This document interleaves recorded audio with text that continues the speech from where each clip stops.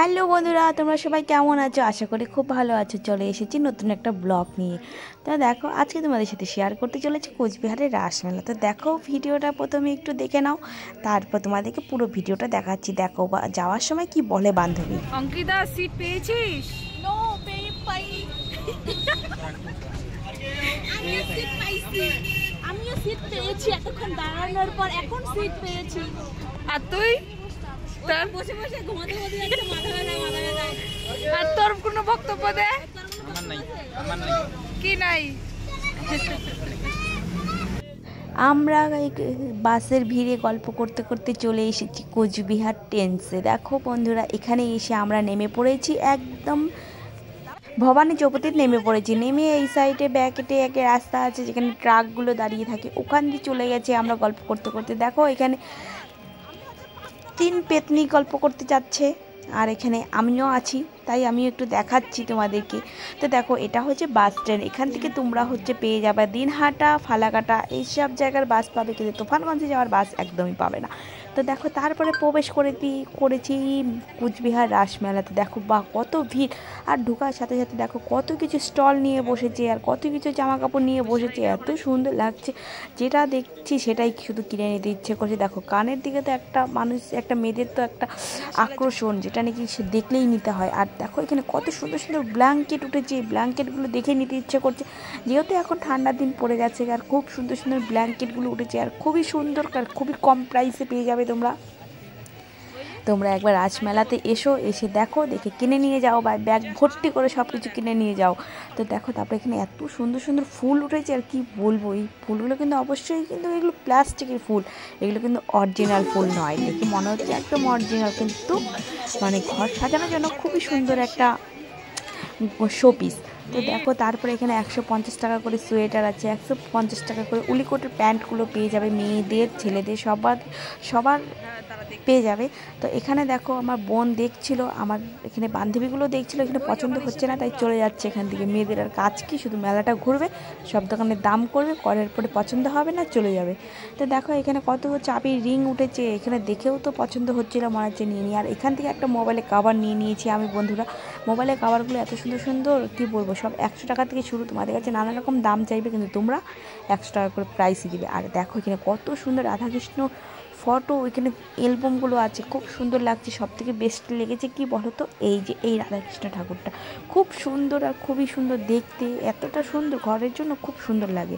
তো দেখো, তারপরে এখানে বাচ্চাদের খেলনা সব কিছু পেয়ে যাবে। তারপরে আমরা চলে গেছিলাম মদনমোহন বাড়ি। মদনমোহন মন্দিরে যাওয়ার সময় লম্বা একটা লাইনে দাঁড়িয়ে পড়েছি।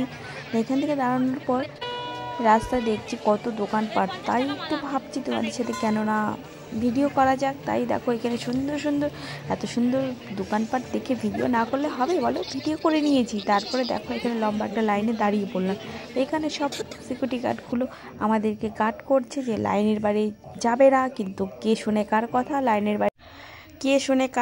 লাইনের বাইরে চলে গিয়েছি। তো দেখো, তারপরে মদনমোহন বাড়িতে প্রবেশ করলাম। আর এখানে দেখো, পুতনা মাসি 2 হাত ছড়িয়ে বসে আছে। তো দেখো, তারপর এখানে চারদিকটা ঘুরে নিলাম। তো দেখো, এখানে সব থেকে বেশি আকর্ষণ কি জানো তো, এখানে মদনমোহন বাড়িতে যে রাসচক্রটা হয়, এটা এক মুসলিম চালায়, এটা হচ্ছে বছরের পর বছর এটা চলে আসছে, এরকমই নিয়ম। তারপরে দেখো, মদনমোহন মন্দিরটা লাইটিং হচ্ছে, মদনমোহন বাড়িটা কত লোক হয়েছে আশেপাশে, আর বলার মতো না বন্ধুরা, এখানে প্রচণ্ড ভিড় রাসমেলায়। আমি একটাই সাজেস্ট করব, তোমরা রাত্রে আসবে না, দিনের বেলায় আসবে, এসে দেখবে। আর দেখো, এখানে পায়েস দিচ্ছে, আর এখানে কত লম্বা লাইন, মিষ্টান্ন দিচ্ছে, যেটাকে নাকি প্রসাদ বলে মিষ্টান্ন। তো যাই হোক, তো তারপরে এখানে দেখো চারদিকটা এখানে সুন্দর সুন্দর পুতুল দিয়ে সাজিয়েছে, কৃষ্ণের কি হয়েছিল এগুলো সব এখানে তুলে দিয়েছে। তো দর্শন করে নিলাম। এখানে করার পরে দেখো কতটা সুন্দর লাগছিল। আর এখানে ব্রাহ্মণ বসে আছে, তোমরা যদি চাও ফোঁটা নিয়ে নিতে পারো এখান থেকে।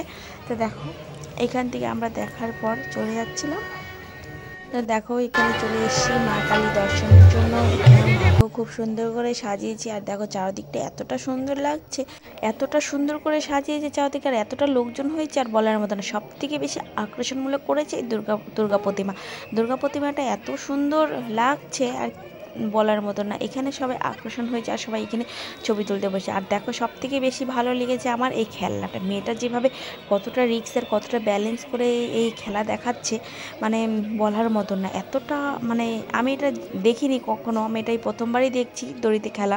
তো এটা যাই হোক, আমার খুব তো ভালো লেগেছে। তোমাদের কেমন লেগেছে অবশ্যই কিন্তু সবাই কমেন্টে জানাবে। আর দেখো এই চলে গেছিলাম একটা স্টলে গিয়ে সব কিছু দেখে চলে এলাম আবার মেলাতে এসে দেখো এখানে দোকানপাট বসেছে, একদম কম দামে জিনিস বসেছে। তোমরা অবশ্যই যারা যারা রাসমেলায় আসুনি তারা একবার হলে রাসমেলায় এসে ঘুরে যাবে। আর এখানে একদম কম পয়সা একদম জিনিস পেয়ে যাবে। তো দেখো এখানে নাগরদোলাটাও অনেক বড় হয়েছে, তো বড় এটা মোবাইলের সাহায্যে তোমাদেরকে দেখাতে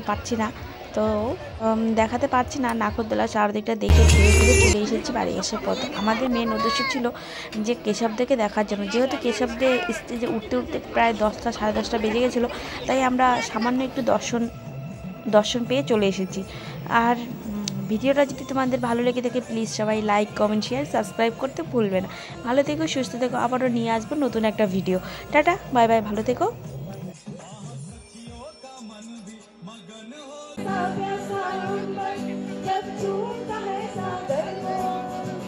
प्यार